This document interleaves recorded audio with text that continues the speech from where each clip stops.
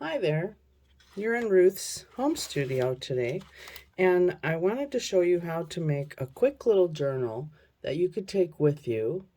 It could be called a drawing book, a sketchbook, a journal book, whatever you want to call it.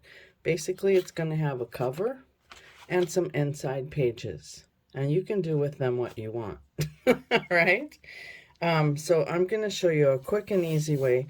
And basically, I had made this piece of paper in an experiment, and I just loved how it turned out.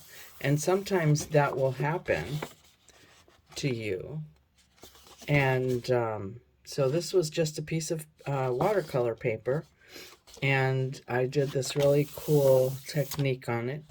And so I decided, well, you know what I could do is I could turn this into a sketchbook that I could take with me.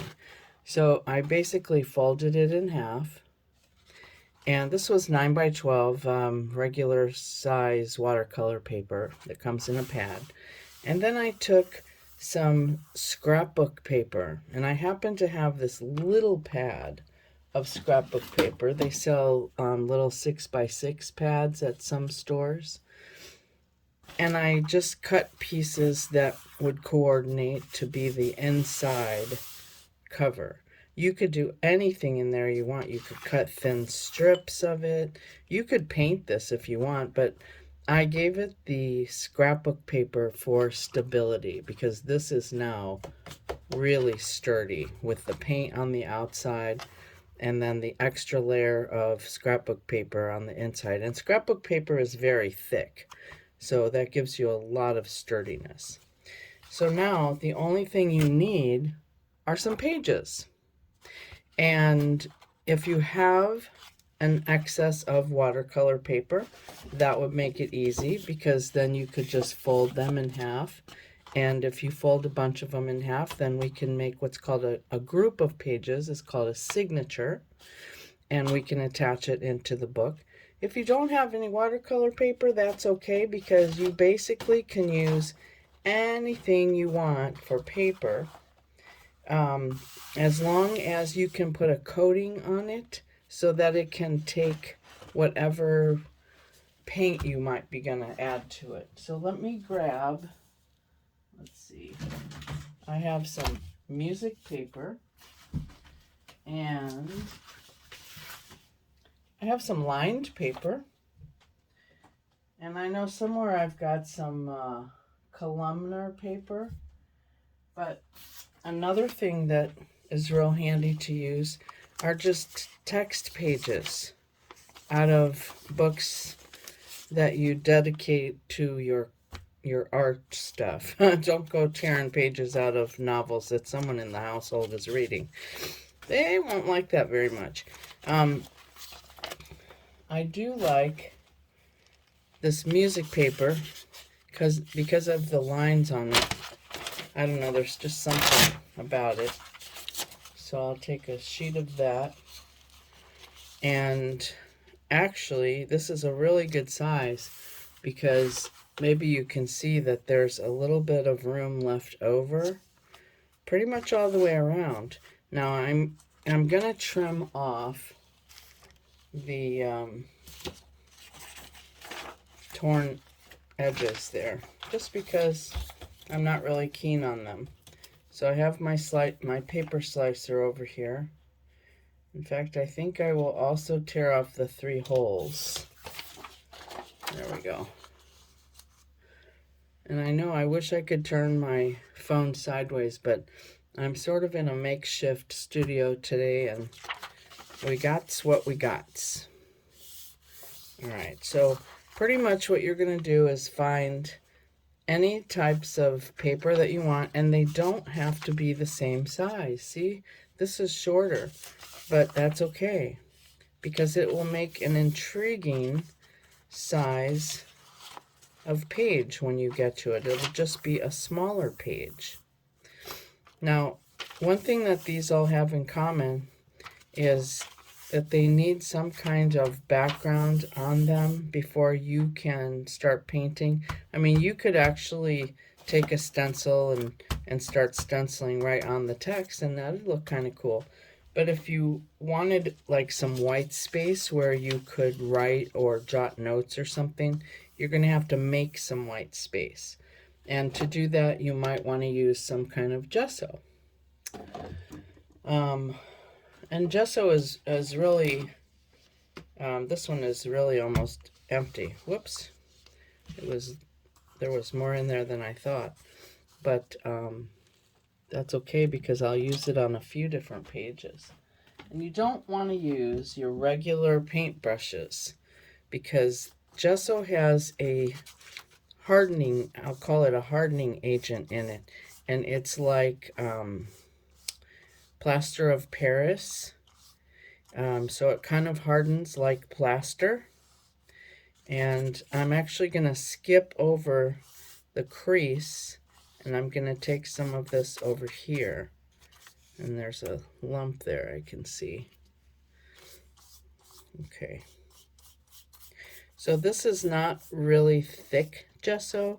It's enough to just barely cover whatever is underneath it when it dries. And if you wanted to cover more, you can put another coat.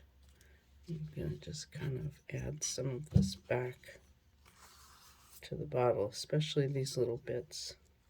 It's like, why add it back? You'll just pick them up another time. We'll just toss them out. There we go. Alrighty. So this doesn't dry extremely fast, but it's also pretty thin, so it's not going to be very slow. You want to get this into water, because if you don't, that will start hardening right in the bristles and you will lose that brush. That stuff does not come out once it hardens in.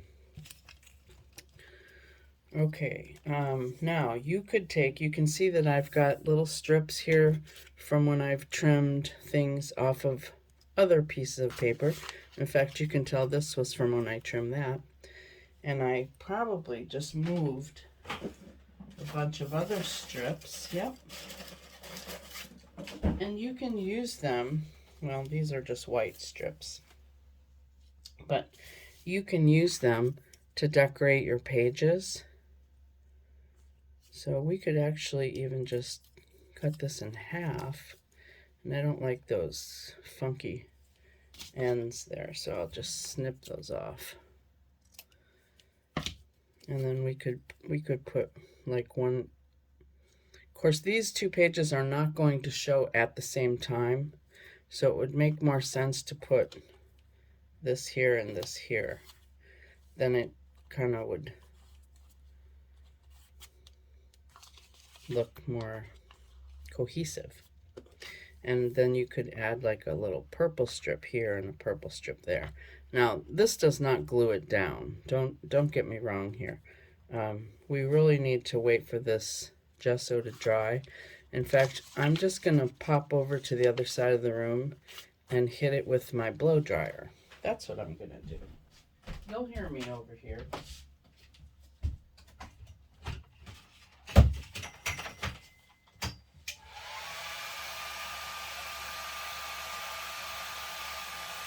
I'm starting out with it on low because I don't want the paper to go flying.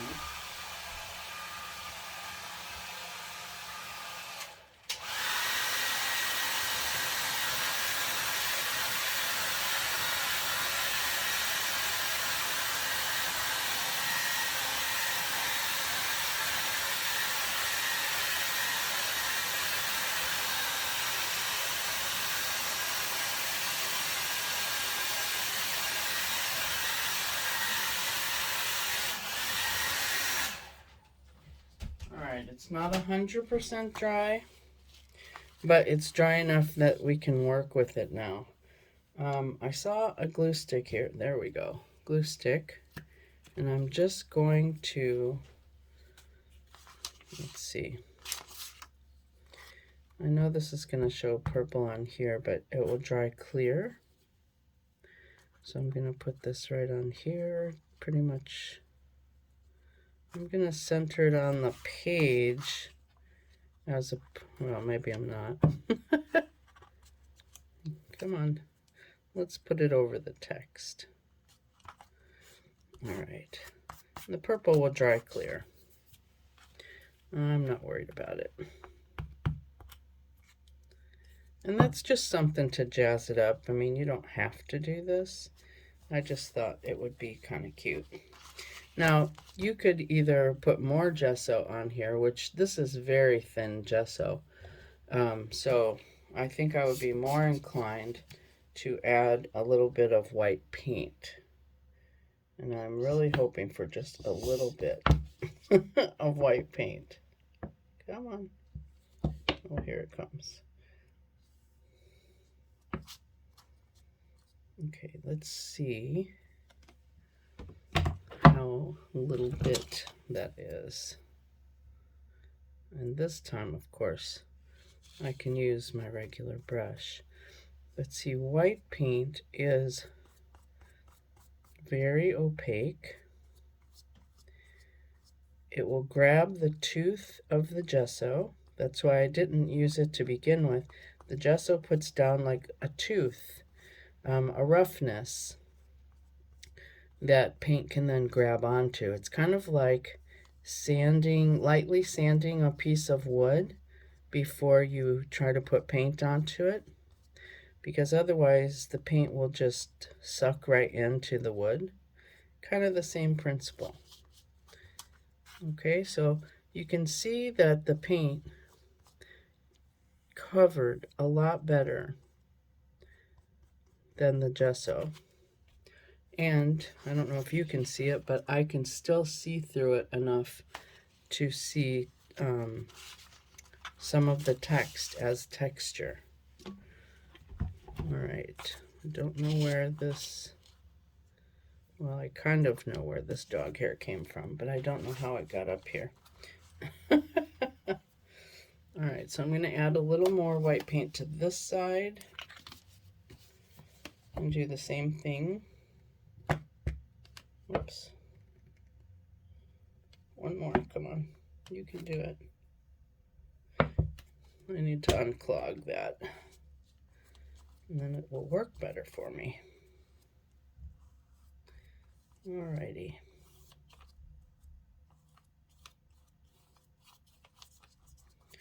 So this one I don't have to be quite as careful because I don't have those strips glued on already.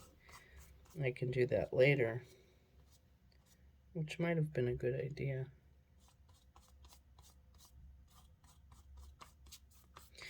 So at any rate, the point was to show you that you could use anything you want for pages and make them so that you will be able to create art on it, create notes on it, whatever you want to do. This will have to dry now. So I just set it off to the side. But basically, I'll just take another one here. You can use sheets that are different sizes. Where'd my other page go? I had a page.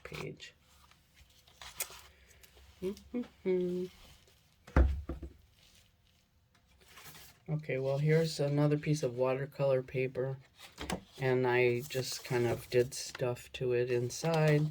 This is another piece of music paper without music on it. And what I did here is I folded this corner up to be a little pocket. It's a very little pocket, but you could stick something in it. Who knows? At any rate, you kind of want to decide how to put these. And I'm just going to put these like this, because once you get them together, there we go. This is how the pages are going to look. There. All right, so we have a big page, and we have a smaller page, and a smaller page, and then it gets bigger again. So see, you're not going to see the other side of this at the same time. So you can alternate small and large pages however you like. And then all you have to do is hold them together, and I usually use clips for this part. Poke at least 3 holes in through here and go all the way through the cover, and then you're going to sew it in so that it stays inside the cover. And then that is one signature in this book. Now, the way that I made this book, one signature is what it would accommodate, because all I did is a basic fold. And so this is going to attach in the fold. And I probably would trim this page down some, because when you close it, you don't want the edges to stick out. Okay? But anyway, if you wanted to have multiple signatures in here, you would want to give this book a little bit more of a spine, like a regular book has a spine. And here's a book just to show you that this is how books are somewhat made. If you look really close, this one they did a really good job, but all of these are little signatures, okay? This group right here is a signature, and you can see that. Look at that. I can actually pull it away from the spine, and there's tons. There's 1, 2, 3, 4, 5, 6, 7, 8, 9, 10. There's 10 signatures of this thickness or thereabouts in this book. And then they attach them all to this spine right here, and then they basically glued that into the cover. And that's how they made that book. Take a look at some of the books in your house and you'll see that. So this is a single spine sketchbook, because basically you could put as many as you want, as many as this will hold without staying open. You could put 20 sheets of paper, which would give you 40 pages. You know, whatever you want. They could all be the same size. They could all be different. Whatever you have will work. And that's what I wanted to share with you today. Thanks for tuning in. And if you want more, check back on my channel, Ruth Inman Art.